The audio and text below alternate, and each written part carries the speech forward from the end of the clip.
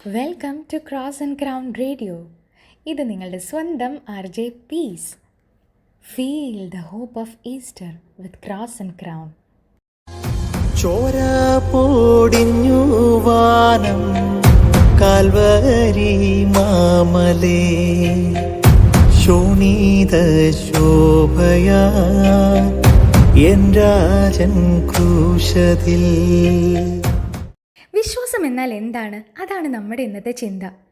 കാണാത്തവ ഉണ്ടെന്ന് നിങ്ങൾക്ക് ഉറച്ചു പറയാൻ കഴിയുന്നുണ്ടെങ്കിൽ അതാണ് വിശ്വാസം.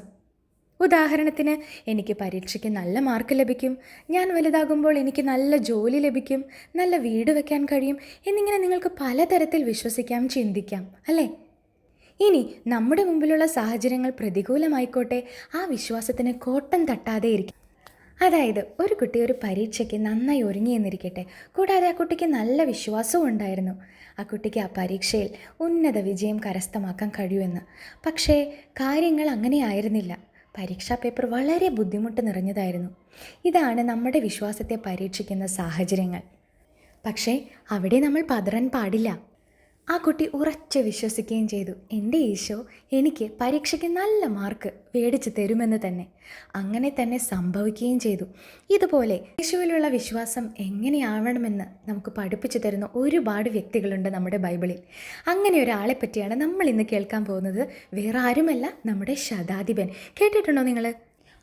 ഒരിക്കൽ യേശു കഫർനാമിലെത്തിയപ്പോൾ ഒരു ശതാധിപൻ അവൻ്റെ അടുക്കൽ വന്ന് യാചിച്ചു, കർത്താവേ, എൻ്റെ ഭൃത്യൻ തളർവാദ രോഗം പിടിപെട്ട് കിടക്കുകയാണ്, നീ അവനെ ഒന്ന് വന്ന് സുഖപ്പെടുത്തണമെന്ന്. അപ്പോൾ യേശു മറുപടി പറഞ്ഞു, ഞാൻ വന്ന് അവനെ സുഖപ്പെടുത്താം. അപ്പോൾ ശതാധിപൻ, കർത്താവേ, എൻ്റെ ഭവനത്തിൽ നീ വരാൻ ഞാൻ യോഗ്യനല്ല, നീ ഒരു വാക്ക് ഉച്ചരിച്ചാൽ മതി, അവൻ സുഖം പ്രാപിക്കും എന്ന് പറഞ്ഞു. യേശു ഇത് കേട്ട് ആശ്ചര്യപ്പെട്ടു എന്നാണ് ബൈബിളിൽ പറയുന്നത്. അത്രമേൽ വലുതായിരുന്നു ശതാധിപൻ്റെ വിശ്വാസം. അതായത്, ഭവനത്തിലൊന്നും വരണമെന്നില്ല, നീ ഇവിടെ നിന്ന് ഒരു വാക്ക് പറഞ്ഞാൽ മതി, ആ വീട്ടിലിരിക്കുന്ന എൻ്റെ ഭൃത്യൻ സുഖപ്പെടുമെന്നാണ് ശതാധിപൻ പറഞ്ഞത്. ആ ശതാധിപൻ്റെ അടുത്ത് യേശു എന്ത് മറുപടി പറഞ്ഞു? നീ വിശ്വസിച്ചതുപോലെ തന്നെ നിനക്ക് ഭവിക്കട്ടെ. നമ്മുടെ വിശ്വാസവും അങ്ങനെ തന്നെ ആയിരിക്കണം. എൻ്റെ ഈശോയ്ക്ക് അസാധ്യമായത് യാതൊന്നുമില്ല. അതുപോലെ പ്രാർത്ഥിച്ചാൽ ഉടനെ തന്നെ ഉത്തരം ലഭിക്കണമെന്നൊന്നുമില്ല, അല്ലേ? നമുക്ക് വിശ്വസിച്ച് കാത്തിരിക്കാം. അവൻ്റെ കുരിശ് പരാജയത്തിൻ്റെ അടയാളമേ ആയിരുന്നില്ല. പാപത്തെയും മരണത്തെയും കീഴ്പ്പെടുത്തിയവൻ്റെ സിംഹാസനമായിരുന്നു അത്.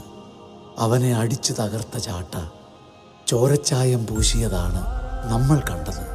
എന്നാൽ അത് അവനെ രാജകീയ പട്ടുടുപ്പിക്കുകയായിരുന്നു എന്ന് ആരറിഞ്ഞു?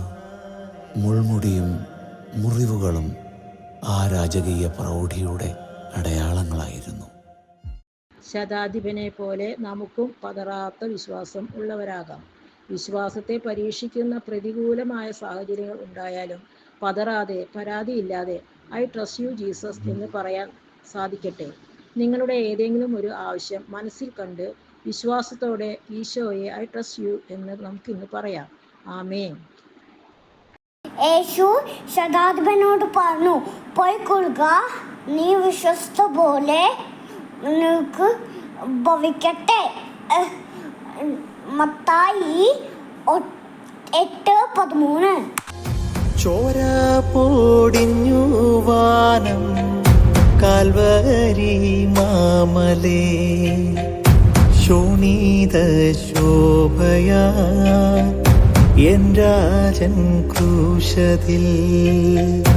മുൾമൂടി കിരീടം മോടിയായി ചാർത്തിയോ, മേഘമീരുണ്ട് ചേർന്ന് തെരി മുഴക്കിയേ, ദൂതഗണങ്ങളോ